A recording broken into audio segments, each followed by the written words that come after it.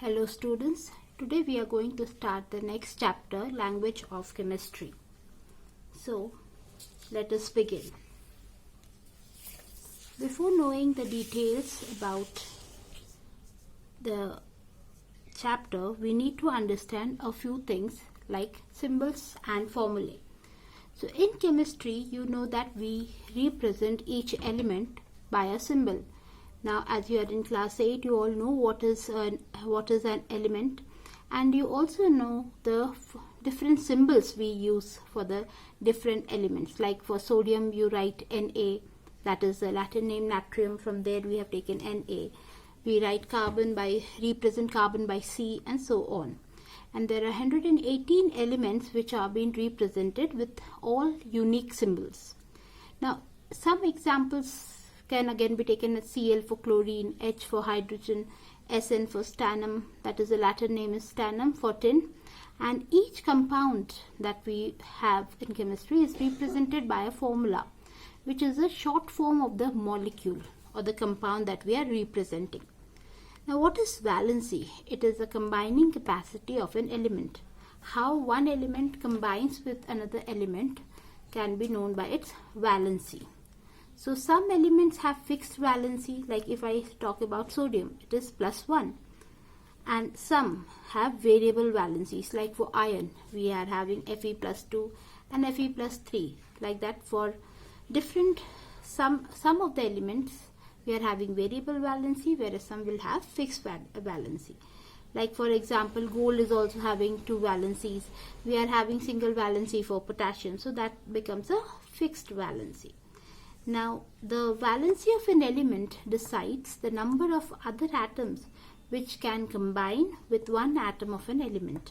So, how many elements, how one atom is going to combine with another element is represented with the help of the valency. So, they will combine together and form a formula. Next that we need to know is about the ions. What are ions? An ion is an atom or a group of atoms that carries positive or negative charge. So, it can be one atom or it can be a group of atoms, and together they can either have positive charge or negative charge. So, I have categorized here in 2 parts, cations and anions. Cation is an ion which is having the positive charge. For example, aluminium +3, sodium +1, potassium +1, so like that. And anions are those which carry the negative charge, like bromine or bromide as we call, and oxide O-2, sulfate, and so on. Then comes the polyatomic ions. The word poly means many. So an ion that is made up of more than one atom. As here you saw only one atom was there. But there are some ions which are having more than one atom in it. Like here it is sulfur and oxygen. So that makes a sulfate ion. Carbonate, that's a polyatomic ion because here carbon and oxygen are there. And then we have hydrogen, like here you can see oxygen and hydrogen together. So these are some examples of polyatomic ions. Now, here we are going to read about different types of compounds which are formed. There will be 2 kinds of compound that will be formed, that is ionic compounds and covalent compounds. These ionic compounds are the ones which are formed by gaining and losing electrons and are held by strong attraction between the oppositely charged ions. So as we will learn to make the formulas, you will see one positive and one negative. They are ions, they are exchanging the valency and they are forming some compounds. So those ionic compounds are the compounds which are formed by gaining electrons or losing electrons. For example, sodium chloride, calcium oxide, potassium oxide, and so on. And covalent compounds are the ones which are formed by sharing the unpaired electrons. So here you can see nitrogen dioxide, carbon monoxide, methane, HCl, and so on. So they will be sharing the electrons here. But in ionic compound, they will be gaining or losing the electron. Now I will teach you how to write some formulas. So as you can see, we have tried to write the formula for sodium chloride. So for this, I am very sure you should be knowing the valencies of the different elements, as it forms the base of chemistry, and only if you know the valencies of the electrons you can write the formulas. So if I talk about sodium chloride, sodium is +1 and chloride is -1. So we'll ignore the symbol, and if you just write 1 and 1, it will be cross exchange, and we don't write 1. So the formula will become NaCl. And here I just try to explain in short about why it is happening or how it is exchanging. You know that the sodium is having atomic number 11. So its configuration will be 281. So this last one in the valence is the valence electrode, which it will donate to another element. In this case it is donating to chlorine, and so it will become +1. So that is how sodium is having valency +1.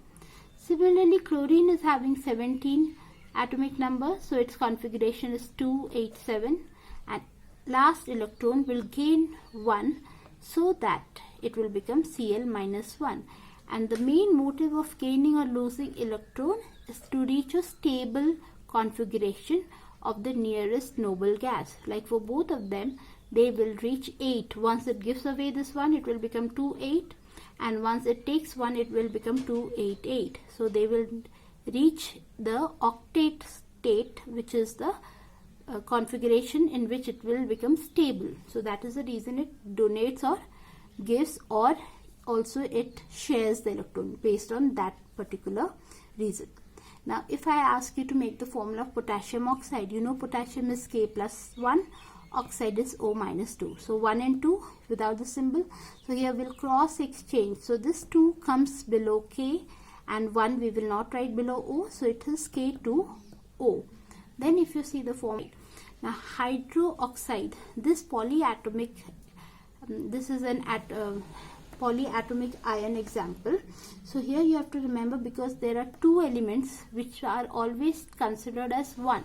So when the reaction, this formation will take place, you will put a bracket around this atom and ion, and then put the number. You can't like just write like this, like MgOH2. You cannot write this. You have to put a bracket to make it correct. So if magnesium is +2, hydroxide is OH -1, so 2 and 1. So when there is exchange, 1 comes here, so we don't represent 1, and the OH whole twice. So magnesium hydroxide. So I am very sure with this few examples, now you can take more examples of one positive and one negative ion and try to make different formulas for yourself. Thank you.